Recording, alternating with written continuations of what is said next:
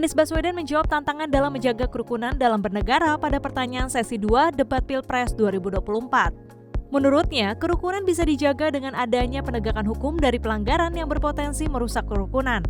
Adapun dua capres lainnya, Prabowo Subianto dan Ganjar Pranowo, memberikan tanggapan. Seperti Prabowo yang merespon dengan bertanya bagaimana menanggapi banyaknya masalah izin rumah ibadah yang mandek. Sementara Ganjar merespon dengan menambahkan terkait pendidikan budi pekerti untuk menanam tentang rasa toleransi atas perbedaan. Setiap pelanggaran hukum tidak boleh dibiarkan tak dihukum. Karena apabila dibiarkan, dia akan menular dan dia akan dianggap sebagai sesuatu yang benar. Karena itu langkah yang pertama adalah setiap kali ada pelanggaran dikerjakan oleh siapapun, kapanpun, dimanapun, maka tegakkan aturan, tegakkan hukum. Nomor satu. Yang kedua, ketika kita berbicara kerukunan, maka kita harus melakukan usaha berkomunikasi dengan semua. Negara tidak boleh memusuhi salah satu unsur yang ada di masyarakat. Nggak boleh. Negara adalah penyelenggara yang harus menjangkau semua. Kami mungkin tidak suka, mungkin tidak setuju dengan pikiran seseorang. Tapi negara harus memberikan hak kepada dia untuk berbicara, termasuk untuk mengkritik. Sehingga ada ruang kebebasan kepada rakyat untuk menyampaikan pendapatnya.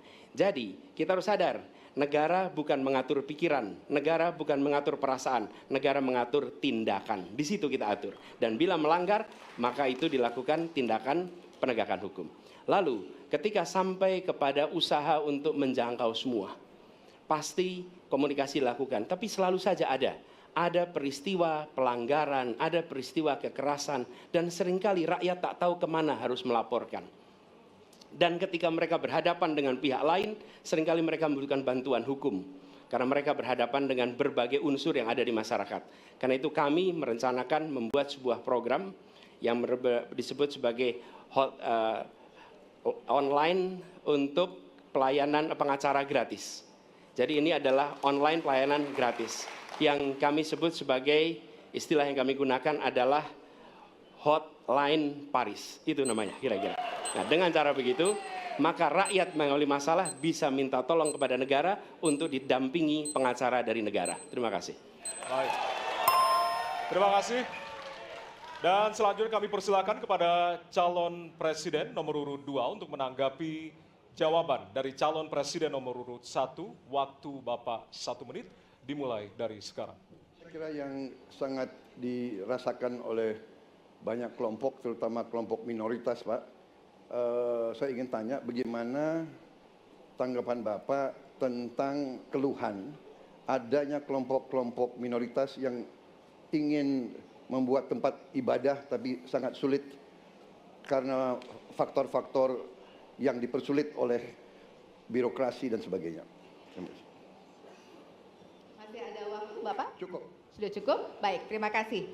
Selanjutnya kami persilahkan kepada calon presiden nomor urut 3 untuk menanggapi jawaban calon presiden nomor urut 1. Waktunya 1 menit, dimulai dari sekarang. Ada yang lebih penting saya kira meskipun seluruh proses memang harus dilalui. Penegakan hukumnya, menghukum yang bersalah, dan aparat hukum tidak boleh ragu pada soal itu. Tapi ketika kemudian kita kembalikan pada persoalan yang potensial muncul, itulah kenapa Pak Mahfud kemarin di Sabang berbicara dengan banyak tokoh agama. Agar di samping pendidikan agama, mereka memberikan juga pendidikan budi pekerti. Agar kemudian dia bisa mengerti sejak awal bagaimana berbeda dalam suku, agama, golongan, sehingga mereka akan bisa bareng-bareng memahami. FKUB, tokoh masyarakat semua dilibatkan dalam proses keseharian dalam pengambilan keputusan. Kalau itu bisa terjadi, rasa-rasanya bangsa ini akan membangun harkat dan martabatnya karena kita memang berbeda, tapi kita dipersatukan. Baik. Masih ada waktu, Bapak? Cukup. Ya. Dan selanjutnya, kami persilakan kepada calon presiden nomor urut 1 untuk merespon tanggapan dari kedua calon presiden lainnya, dan waktu Bapak 1 menit dimulai dari sekarang. Terima kasih. Pak Prabowo, perlu kami sampaikan bahwa ketika kami bertugas di Jakarta, maka ada begitu banyak izin-izin gereja yang mandek 30 tahun, 40 tahun, dan tuntas dibereskan. Oke? Antrian yang amat panjang, yang tidak pernah selesai. Dan kemudian banyak kelompok agama dari mulai Buddha, Hindu, Kristen yang mengalami kesulitan mendirikan tempat ibadah, mereka menerima izin tempat ibadah dan mereka bisa beribadah dengan baik.